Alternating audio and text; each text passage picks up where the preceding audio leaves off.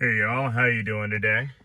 You know, it's kind of sad that all these arts, crafts, needles, framings, basically all these types of stores are closing around us and creating kind of this where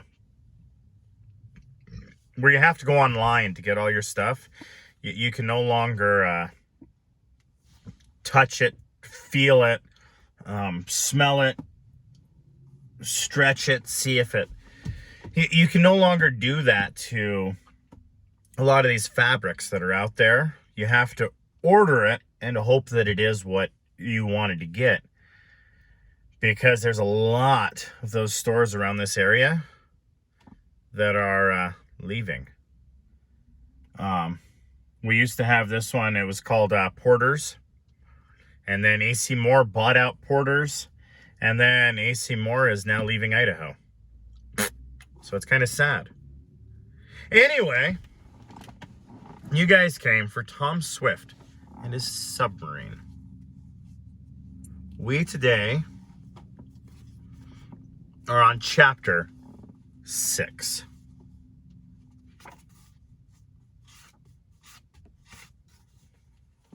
It's called Turning the Tables.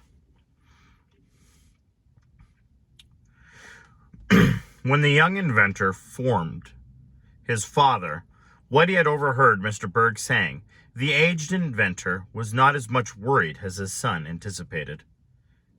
"And we'll have to do, Tom," he said, "is to keep quiet about where we are going. Once we can have the Advance afloat and try her out, we can start on our voyage for the southern American coast and search for the sunken treasure. When we begin our voyage underwater, I defy anyone to tell where we are going or what our plans are. No, I don't believe we need worry about Mr. Berg, though he probably means mischief. Well, I'm going to keep my eyes open for him and Andy Fogger," declared Tom. The days that followed were filled with work. Not only were there many unexpected things to do about the submarine, but Mr. Sharp was kept busy making inquiries about the sunken treasure ship. These inquiries had to be made carefully, as the adventurers did not want their plans talked of. And nothing circulates more quickly than rumors of an expedition after treasure of any kind. "What about the old sea captain you are going to get to go with us?" asked Mr. Swift of the balloonist one afternoon. "Have you succeeded in finding one yet?" "Yes. I am in communication with a man I think will be just the person for us. His name is Captain Alden Weston, and he has sailed all over the world. He has also taken part in more than one revolution, and in fact is a soldier of fortune. I do not know him personally, but a friend of mine knows him, and says he will serve us faithfully. I have written to him, and he will be here in a few days." "That's good. Now about the location of the wreck itself. Have you been able to learn any more details?" "Well, not many. You see, the Boldero was abandoned in the storm, and the captain did not take very careful observations. As nearly as it can be figured out, the treasure ship went to the bottom in latitude 45 degrees south and longitude 27 east from Washington. That's a pretty indefinite location, but I hope once we get off the Uruguay coast, we can better it. We can anchor or lay outside the harbor, and in a small boat we can go ashore and possibly gain more details. For it was a Montevideo that the shipwrecked passengers and sailors landed." "Does Captain Weston know our object?" inquired Tom. "No, and I don't propose to tell him until we are ready to start," replied Mr. Sharp. "I don't know just how he'll consider a submarine trip after treasure, but if I spring it on him suddenly, he's less likely to back out. Oh, I think he'll go." Somewhat unexpectedly, the next day, it was discovered that certain tools and appliances were needed for the submarine. and they had been left in the house of Shopton, where Eradicate Sampson was in charge as caretaker during the absence of Mr. Swift and his son and the housekeeper. "Well, I suppose we'll have to go back after them," remarked Tom. "We'll take the airship, Dad, and make a 2 days trip out of it. Is there anything else you want?" "Well, you might bring a bundle of papers you'll find in the lower right-hand drawer of my desk. They contain some memorandum I need." Tom and Mr. Sharp had become so used to traveling in the airship that it seemed no novelty to them, though they attracted much attention wherever they went. They soon had the Red Cloud in readiness for a flight, and rising in the air above the shop that contained the powerful submarine, a craft utterly different from in type the aeroplane. The nose of the airship was pointed towards Shopton. They made a good flight and landed near the big shed where the bird of the air was kept. It was early evening when they got to the Swift homestead, and Eradicate Sampson was glad to see them.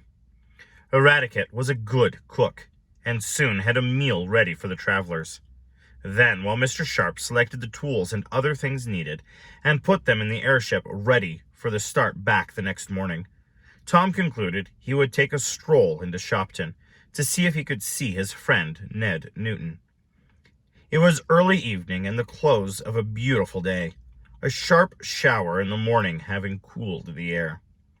Tom was greeted by a number of acquaintances as he strolled along, for, since the episode of the bank robbery, when he had so unexpectedly returned with the thieves and the cash, the lad was better known than ever.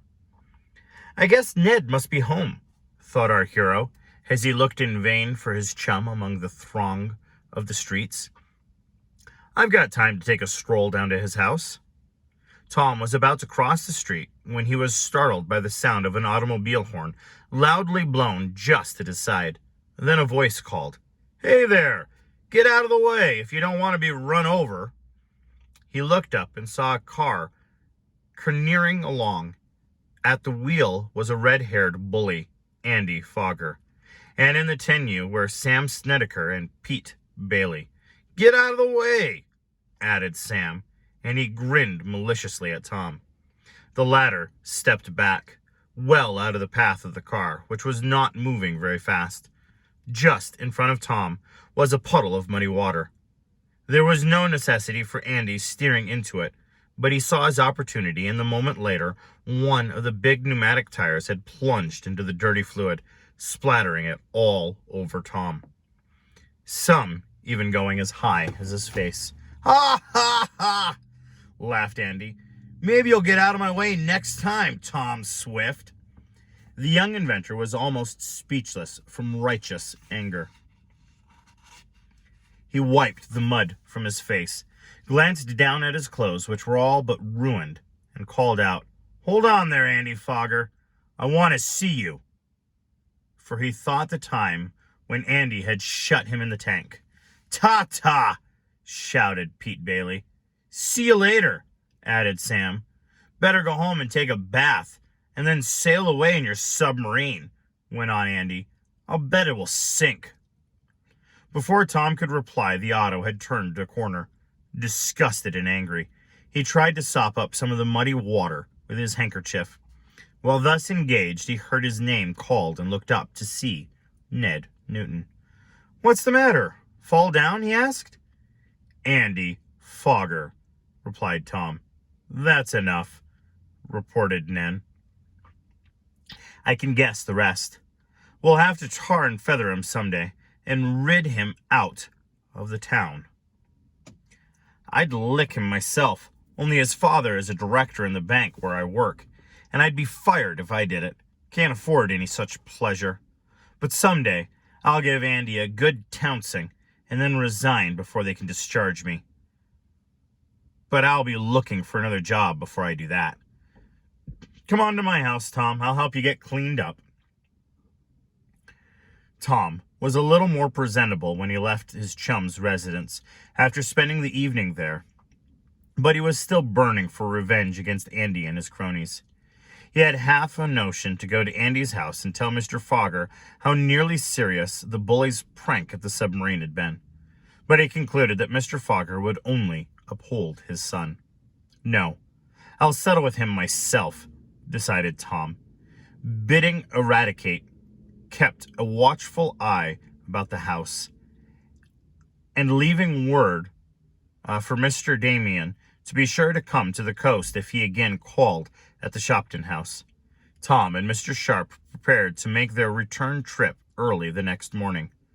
A gas tank was filled, and the red cloud arose in the air.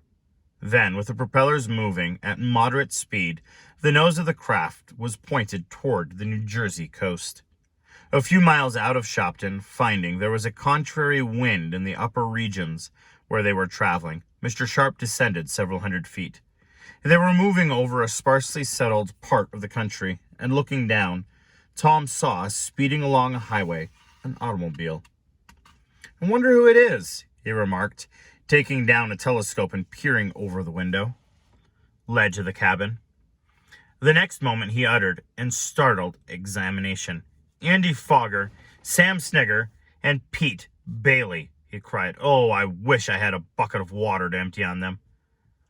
"I know a better way to get even with them than that," said Mr. Sharp. "How?" asked Tom eagerly. "I'll show you," replied the balloonist. "It's a trick I once played on a fellow who did me an injury. Here, you steer for a minute until I can get the thing fixed, and then I'll take charge." Mr. Sharp went to the storeroom and came back with a long, stout rope and a small anchor of 4 prongs. It was carried to be used in emergencies, but so far had never been called into requisition. Fashioning the grapple to the cable, the balloonist said, "Now, Tom, they haven't seen you. You stand in the stern and pay out the rope. I'll steer the airship, and what I want you to do is to catch the anchor on the rear of their car. Then I'll show you some fun." Tom followed instructions, slowly lowered the rope into the dangling grapple. The airship was also sent down, as the cable was not quite long enough to reach the earth from the height at which they were. The engine was run at slow speed, so that the noise would not attract the attention of the 3 coonies who were speeding along, all unconscious of the craft in the air over their heads. The red cloud was moving in the same direction as was the automobile. The anchor was now close to the rear of Andy's car. Suddenly it caught on the tenyue, and Tom called that fact to Mr. Sharp. "Fasten the rope on that cleat," directed the balloonist. Tom did so, and a moment later the aeronaut sent the airship up by turning more gas into the container. At the same time, he reversed the engine on the red cloud, began pulling the touring car backward, also lifting the rear wheels clear from the earth. A startled cry from the occupants of the machine told Tom and his friend that Andy and his cronies were aware something was wrong. A moment later, Andy, looking up, saw the airship hovering in the air above them. Then he saw the rope fast to his auto.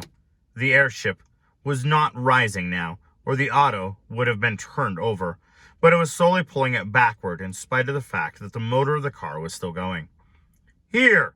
You let go of me!" cried Andy. "I'll have you arrested if you damage my car." "Come up here and cut the rope," called Tom. Leaning over and looking down, he could enjoy the bully's discomfort. As for Sam and Pete, they were much frightened, and cowered down on the floor of the tenyue. "Maybe you'll shut me in the tank again and splash mud on me," shouted Tom. The rear wheels of the auto were lifted still higher from the ground as Mr. Sharp turned on a little more gas. Andy was not proof against this. "Oh!" he cried. "Please let me down, Tom. I'm awfully sorry for what I did. I'll never do it again. Please, please let me down." "Don't! You'll tip me over." He had shut off his motor now and was frantically clinging to the steering wheel. "Do you admit that you're a sneak and a coward?" asked Tom, rubbing it in. Yes, so please let me down." "Shall we?" asked Tom of Mr. Sharp. "Yes," replied the balloonist. "We can afford to lose the rope and anchor for the sake of turning the tables. Cut the cable." Tom saw what was intended. Using a little hatchet, he severed the rope with a single blow. with a crash that could be heard up in the air where the red cloud hovered. The rear wheels of the auto dropped to the ground. Then came two loud reports. "Both tires busted," commented Mr. Sharp dryly, and Tom, looking down, saw the trio of lads ruefully contemplating the collapsed rudder of the rear tires. The tables had been effectually turned on Annie Fogger. His auto was disabled, and the airship, with a graceful sweep, mounted higher and higher, continuing on its way to the coast.